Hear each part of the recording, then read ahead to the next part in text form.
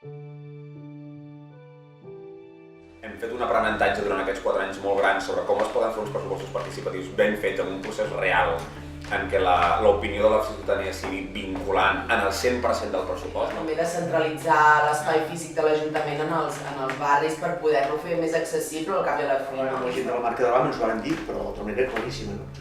Que és que es perden entre un departament i un altre. I jo crec que és una cosa que s'ha d'extendre. Tenim un problema gran als ciutadans quan ens enfrontem a una empresa telefònica, per exemple, quan ens enfrontem amb un banc, quan ens enfrontem... Doncs l'Ajuntament hauria d'estar recolzant a la ciutadania. Hauríem de treure les vergonyes constantment fins que s'avorreixin tant de nosaltres i que els hi repetim tantes vegades que al final ho acabin canviant. Sense transparència, exacte, ni és que transparència, sense transparència no hi ha cap... Ni escoltar.